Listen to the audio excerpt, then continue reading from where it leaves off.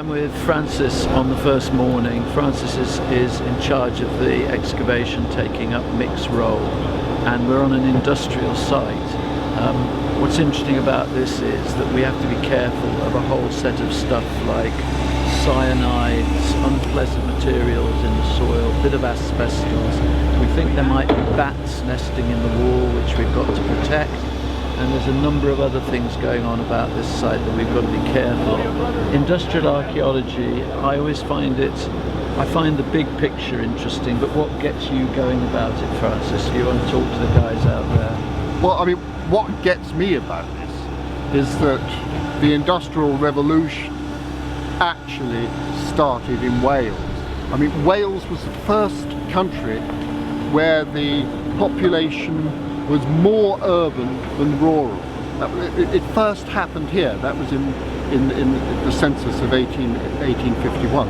And you've got this extraordinary explosion in population and this explosion of industry. And now, look at us, we're in a wooded, lovely, idyllic landscape. But if you come back here to the early 18th century, there'd have been hundreds of people working, there'd have been smoke, there'd have been furnaces, it would have been like a scene out of hell. And I'm fascinated to try to turn the clock back and get myself into the soul of the time. That's what archaeology does so well. And this was the biggest works in the world of its kind at the time. Yes, it was, yes. And it got even bigger. I mean, there were hundreds of people employed here in the 18th century. But just across the river over there, where we're going to be digging this afternoon, there were thousands of people employed in the 19th century. And I mean, this was where all the world's copper was being produced. And the actual copper wasn't being mined here. That was being mined elsewhere. The copper came here because this was where the coal occurred. Lots and lots of coal. It takes 4 times as much coal to make copper as it does copper ore, so it's cheaper to bring the copper to the coal. And archaeologically, Francis, what are we going after? What's going to be the main archaeology that we're going to be looking at on this first day behind you? Well, actually, I'm incredibly excited because what I think we have here, and it only turned up about half an hour ago, behind the vegetation, you can see those stone walls.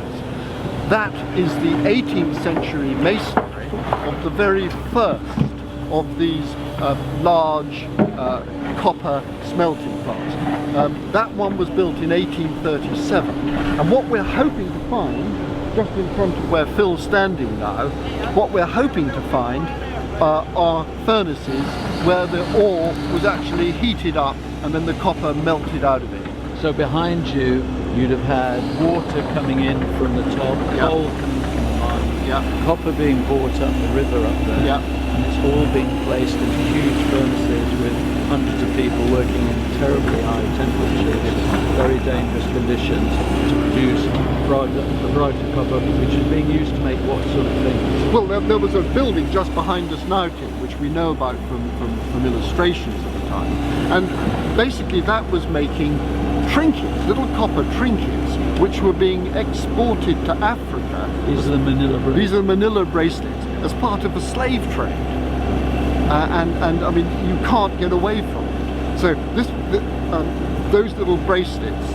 they mean a lot to me. I'm passionately anti-slavery, and it was my great-great-great-great-grandfather actually set up the original anti-slavery committee in 1783. There's a family connection. There's a strong family connection. Okay, so we're going to get back to the archaeology now before we hear more of family connections, and we hope to see the buildings, the structures underneath the ground. It's all about finding those walls, finding those bits and pieces, so we'll catch up with you later.